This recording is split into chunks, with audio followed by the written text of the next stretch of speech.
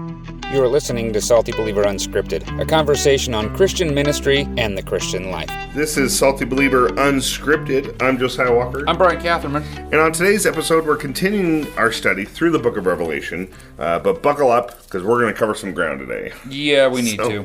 Kind of like with our systematic theology episodes, we found that there's no way to really cover everything on a podcast, unless this was Bible Talk podcast, where you're just going through small sections forever. Which hopefully our listeners are listening to Bible Talk podcast, because it's fantastic. And why would I wish those guys were on our podcast. Me too. They're great. So, while we have no business doing the podcast they're doing, because it's perfect, what we want to do is, you can study Revelation on your own, but we want to kind of use this forum to really show some nuggets and some different study tools and just little tidbits to help you as you're reading through and studying Revelation on your own. I think that's kind of why we set out. You don't have to be afraid of this. This is supposed to be a blessing. We've been preaching through it at Redeeming Life, and so it's been really it's been good to see, we're preaching through it in smaller nuggets than what we're taking in the podcast. But it's good to see that you can handle the book, and it's good. Yeah. And I think it'll be helpful to talk through this while it's fresh on our minds. So, Here's what's kind of going on. I don't know if this will help you, but what we have is a divergent view, or three views on what's happening from what we talked about last time with the seals. Yep. To now it seems like we're repeating, right? Yeah. Or we're not, or there's something else going on. Right. And so I think what's really helpful for people is to understand sort of the ways this can be structured, the ways we can come to view this and what's happening here. So we have the seven seals. Yep. The seventh seal sort of gives way to the trumpets. That's kind of where we left off last time. Yeah, and the seventh trumpet sort of gives way to the bowls, and you have a little interlude between the sixth and seventh trumpet, and then you have an interlude between this. You have the interlude between the sixth and seventh seal, where we see the worshiping and the whatever, and then the bowls. There's kind of something going on there. There's not a lot of interlude between the sixth and the seventh bowl, but here's what's helpful. Here's where I think our listeners will be benefited. If you're reading through Revelation, I hope you are, there's three different approaches to the book of Revelation and how it's structured.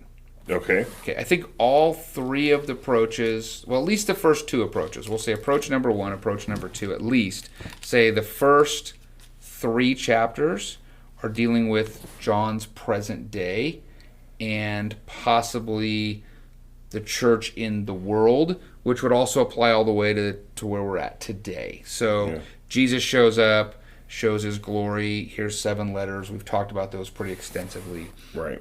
Then, kind of everything else, at least in the first two approaches, is dealing with either kind of behind the curtain into the spiritual realm, is one way to kind of take it, or it's dealing with a look into and at future events that'll be happening at the very end of the world. All this stuff will be compressed. Right. Or it's trying to at least explain how the whole thing is going to end. Now, this is where it gets tricky. There's one approach where all of this that we're reading, from the seals to the trumpets to the bowls and beyond, is all linear and telling a story without any flash forwards, without any flashbacks, without any instant replays. It literally all goes this thing, then that thing, then that thing. So in that case, the seals are completely separate and completely different from the trumpets. Okay. Which are completely different and completely separate from the bowls. Okay. And in that, none of those things are looking forward or looking back. Right. Okay, that's one way to look at it. And I'll bring an illustration into this, a couple of them in a minute. Right. The second way to look at it is... So that first one's linear? Is that it's just completely linear. It's a linear explanation of the timeline of future events. Yep. Right, so it's just linear with one perspective. Consecutively. Yeah, just one, so nothing that happens in later chapters, nothing that's going to happen in chapter 9 and 10 could happen at any point. It's not explaining anything that could have happened and been explained in 6. Right. Or, this, then this, then this. Right. The second way to approach this, which I think is quite a bit more common, I think this is more commonly accepted, and I'll just put my cards on the table, this is the approach I take, is what we're actually seeing is, it's called recapitulation, but we're seeing multiple perspectives and different angles of things that are trying to describe one singular event. So it's trying to describe the last days. Sure. Except it's giving us a couple different angles to look at. It's going back in time, maybe with a flashback. Maybe it's going to jump forward a little bit and give us a little foreshadowing. Maybe. But we have lots of different views into some things. So it's the debate is... Maybe different perspectives, different views. Different perspectives, different vantage point. The challenge is, and the debate in this is people debate where those breaks are. Yeah. Wait, where is this coming into a different view? What's being repeated? Is there 2 views? Is there 4 views? Is there 7 views? Is there? Can you repeat what you called this again? The term you see used the most is recapitulation. Awesome. It's like kind of a repeating situation of spiraling things. All right. And that's pretty common. A lot of Bible scholars hold that view. I think you see this. I think a lot of people will go, okay. And when I give an illustration, it might make more sense. Sure. The last view, which doesn't really work with the illustration, but I'll still give an illustration with it. It's kind of fun. The last view is a thematic structuring of the book. Okay. And so in this particular case, the idea is that the book is structured in such a way so as to lump things that are all similar together by theme, whatever that theme might be. So rather than trying to explain and express a final event or something in time, it's trying to explain attributes of the last days. Yeah. And so this would be like Jesus constantly is got parables where he says the kingdom of heaven is like, and then he has a parable. The parable says one thing about the kingdom of heaven, and the authors of the Gospels who do this will lump them together. So here's a whole bunch of parables together, which maybe he did parables that weren't quite so lumped together. If we did a perfect linear story of Jesus, maybe those parables weren't shared in that exact way. But let's do all the kingdom parables, and then let's do all this. Or John, who also is the one God used to write Revelation, he lumped the 7 signs in the book of John first, and then comes the 7 I am statements. Right? It's a thematic structuring around those things. So there are some who will argue that these are thematic structurings that fit something to just simply explain end times rather than explain a timeline of events or something like that. Yeah. So those are the 3 primary ways to look at this. And then within each of those ways, there's a lot of different views. Sure. So let me give you an illustration to help make this more memorable. Okay. So we have the first approach, the linear approach. Imagine a football game. Yes. And we have a camera. The camera is broadcasting live, and we only have one camera. Oof. Okay. There's no way to do an instant replay. Okay. There's no other views. Okay. It's like you see it, like as if somebody's holding their phone, live streaming the high school football game from wherever they're standing, from start to finish. Okay. That's how that first view would be. And so if we read it, that's how the book is going. Yep. The second view is more like what happens when you watch ESPN football games. Sure. They have a whole bunch of cameras, and one's zooming around on a cable, and one's the pulled back view, and one's following the receivers, and another one's following the quarterback, and one's looking through the goalpost, and one's going this way. And after a major event, something happens, we can go, wait, let's do a little replay. Let's go back and see that from this camera and that camera. And so some people say, well, some of these things might be a different scene showing us something from the same event. Now, if you watched all those things and thought each one happened after the other, it'd be really confusing. Wow, they just scored 19 touchdowns on that play. Right.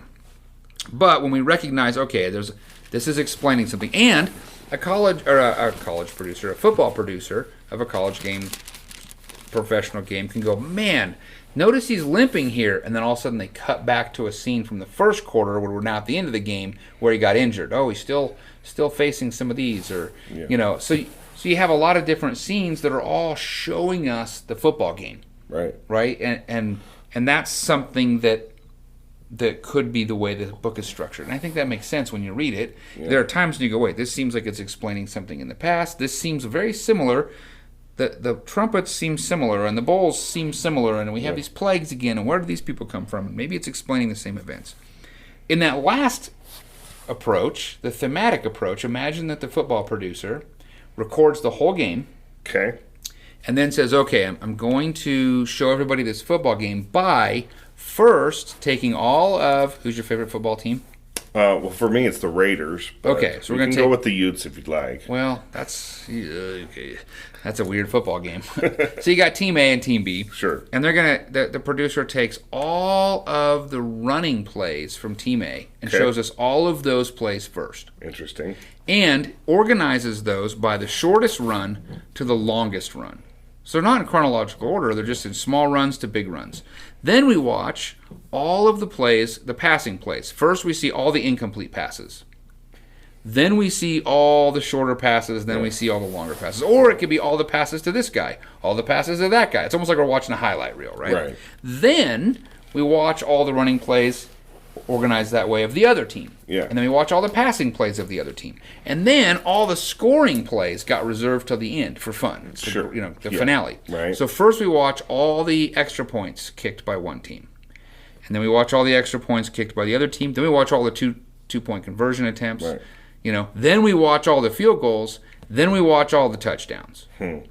Okay, could you make sense of the football game very well? Not really. So if we're not actually describing a linear, some kind of timeline of events or an event, sure, the thematic way would work. But I think we are describing a timeline of events, so I'm not really the biggest fan of this thematic approach. And I'm guessing not many people are. You do find it. You find it in the people that want to say this is just very symbolic, and the book is very symbolic, but it's very symbolic in a sense to just give you a feel. Well, I think there's more to it than that. Yeah. Right? So I think the thematic structure is, I don't know which one's the most popular. I know there are some legitimate scholars who take all three of these views. Yeah. There's legitimate preachers that take all three of these views. Yeah. But I think the easiest, if you're approaching the book yourself, you're going, oh, okay, this seems like it's talking about a past event. Yeah. Wait, this seems like it's talking about a similar event but being told in a different way. Yeah. Okay, these symbols seem to be representing this kind of similar things here and there. Okay, I get what's happening. Yeah. So I think when you take the approach that there's a possibility of multiple scenes, the biggest debate is it 2 scenes? Right. Is it, after chapter 3, is 4 on? Yeah. 2 scenes? Is it 4 scenes? Or is it 7 scenes? Interesting. The 7 would play well into all the other 7s and stuff. But that's for you to decide as you read through. Okay, so the reason I share all that, and we haven't really got into these chapters, is because I think what we've got going on now is the possibility of seeing this judgment from another vantage point. Right. Seeing these plagues. And so you have the trumpets coming in a whole new way, right? Which I could understand as you're looking at bowls and trumpets and scrolls. But there's also 7 signs, by the way. Right. So you have these 7 signs where it says, and then I saw. Let's see, that starts in... is that in 12 where that begins? Let me look here. And it's like, it's the woman, it's the dragon, it's the beast, it's the next beast, it's these are the signs. Okay. So there's 7 of those, right? And so people would argue that that's another way to look. That was what I wanted to kind of look at next was, there's all this other stuff, and I didn't know if that was part of those interludes or what it was, because you got the woman and the child and the dragon, right? And the beast, the witnesses. And So one approach is that you have these judgments of trumpets and these judgments or plagues of the bowls, and the interlude is kind of telling us a bigger story. Right. Which kind of makes sense when you see the woman, she's going to give birth, the dragon's going to consume the baby, but then she's protected in the wilderness, and then you have these things that are all happening that are going to lead people off this way. If you have some of this stuff happening before all of that, it's hard to get a linear timeline. For example, you have this Armageddon in the 6th bowl, but then it seems like you have at the end this another final battle that's discussed. And there is a possibility of maybe there's 2 returns of Jesus, but maybe that's 2 accounts of the same thing. Right. So in those events, I don't know if there's anything specific in there you want to talk about, but because it's all the stuff the interlude, so like chapter 12, let's see, the witnesses. So chapter 11 and 12 especially, and 13 become the stuff of like book series of the 90s. Right. I see that. Movies, like, oh, here's where the beast and the woman and the false antichrist. But then if you line that up with a lot of other scripture, you kind of go, wait, maybe there's more going on, because we read elsewhere that the Antichrist is here and already come, and antichrists, and And so you line it up with other things and go, maybe this is a description of the whole church age. Yeah. Maybe it's a description of the last week of time. I don't, And that's one thing that's really helpful is to think through all the moving parts, all the different pieces. Because, for instance, in Revelation 13, in verse 18, you see that the mark of the beast, the number is 666. Right. And it seems like we all focus on that. But in the preaching series you've been doing here at the church, you talked about how Christians are marked as well. Yeah. So you go back a little bit. So you just go back to the 4,400, the 144,000, excuse me.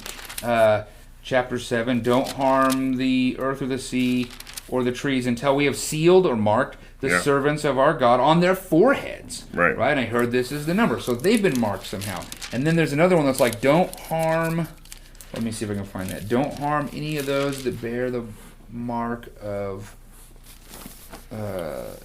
like this. I don't know what the mark is. I'm scanning really quickly. No, for sure. And then you read commentaries. This is the hard part. Finding any good commentaries, and this is really tough. Right. There are some, but it's really tough because all of a sudden someone will go, well, that must have been, obviously that was an ichthus fish. Well, and like, what? Or a cross, or what, I think a lot of times, I don't know if we just get lazy, or we just want to trust maybe our favorite preachers or teachers or favorite commentators, and so we just go with what they say blindly without really doing some work to say, well, how did they come to that source? How did they come to that conclusion? Yeah. So the one that I really appreciate, the commentary I found the most helpful is, I can't remember, is it Beakey or Beale? Who wrote this one? It's Beale, I think. It's Greg Beale, yeah. So it's the New Testament use of the Old Testament. Right. Man, that's been so helpful because it shows me that they're really doing their work. Here's an allusion to this Old Testament passage. Then you go back and read that whole section of the Old Testament. You start seeing remarkable connections. Yeah. And you see how, that's what was being communicated there. This is what's being communicated there here. What they're doing is they're giving you sort of a structure for the Bible, interpreting the Bible. Right. And it's been the most helpful, hands down, for me. And I think we talked about that book at the beginning of this series in one of those episodes where we also couldn't remember the author's name. Right, exactly. but it's been helpful. So at this point, on this episode, we've kind of talked through it and just covered bits and pieces from chapter 8 all the way through what, like 17, 16, 17? Well, I think this helps make some sense of the seals, and just all the signs, different imageries there. the trumpets, and the bowls. Now, we could really drill down into some of these things, but I'll say there's a major point happening here. God is sovereign over all of it. Sure. God is bringing judgment. There's a section in here where an angel sings that this judgment is deserved. Where is that? 16. Let's see. 16. Is that right? Yeah. So 16:5. I heard an angel of the waters say, "You are just to God, the Holy One, who is and who was, because you have passed judgment on these things. Because they," meaning the people being judged, "poured out the blood of the saints and the prophets. You," meaning God, "have given them blood drink," which is what this bowl did. It turned all the rivers into blood. Right. "You have given them blood to drink. They deserve it." That's 16:6. And then I heard the altar say, "Yes, Lord God Almighty, true and just are your judgments." And so I think as you work through this, you get a sense that God is sovereign over all this. Yeah. 15:1 calls all of this God's wrath, and these will be God's wrath completed. So there is judgment. Okay. It is deserved. Right. God is sovereign over creation. God is using creation to bring judgment, like 100-pound hailstones and turning waters into blood and bringing all these plagues. If you think back to like Exodus, he did that to Pharaoh so that the people, the whole world, will know that he is God. Right. So that's this situation. Yeah. And you go back to, I think we already talked about it, but you go back to, all the way back to chapter 6, 16 and 17. Yeah. So there's all this judgment coming. And they said, these sinful people that are going to be avenged for killing, again, similar thing we just read about from the bowls. Yeah. They're going to be avenged for killing the martyrs. And they said to the mountains and to the rocks, "Fall on us and hide us from the face of the one seated on the throne and from the wrath of the Lamb." So now the Lamb has this wrath. Yeah. "Because the great day of their wrath has come, and who is able to stand?" Right. That's really the premise for what we're reading all through these judgments. Yeah. No one, and then the next things you read is people are standing, but no one can stand without Christ. No one can stand up against this. God is completely sovereign. It's not going to be thwarted by the devil. Right. The devil's not going to get a foothold in this. It's not undetermined. It's Yeah. completely set. But also, this judgment is set. Yeah. And if you're not with Christ, this judgment is deserved. And we should sense that. So how is the whole thing a blessing? One, because if you're not with Christ, it's a blessing to be called back to the Lord and have an opportunity for salvation. Yes. Two, if you're sitting here going, hey, all these saints are being martyred. Hey, they killed the prophets. God, when are you going to do something about Sure, this? yeah. He's saying, I got this. Right. Trust me, I got this. And so yeah. you read these 7 seals, 7 signs, 7 trumpets, 7 bowls. Yeah. Or 7 seals, 7 trumpets, 7 signs, 7 bowls. You read that and go, oh yeah, he really had. This is bigger than shock and awe. This is overwhelming force coming from God. Yeah. Right? So it should bring comfort that that's my God and he's got this. Yeah, absolutely. Right? And that's what's so powerful in all of this is we can get caught up in the weeds and the minutia of what is this and what is that, but it's important that we understand that overarching theme. If you miss that, if you've missed that, you're blind. If you miss the salvation of Christ, you're blind, and you're doomed. You're going to be facing all this. Yeah. No matter how you sort of go, are Christians going to be there? Are they not? Is there a rapture? Is there not? What's the timeline? Is it? None of that means anything if you don't have Christ. Right. And this should be calling you to know Christ and Amen. obey Him. Amen. Right? Absolutely. Well, I can't think of a better way to end this one than with Revelation chapter 7, verse 10. It says, "Salvation belongs to our God, who is seated on the throne, and to the Lamb." Until next time. Thanks for listening. Salty Believer Unscripted is a production of SaltyBeliever.com. Visit the website to find more resources like the podcast you've just listened to.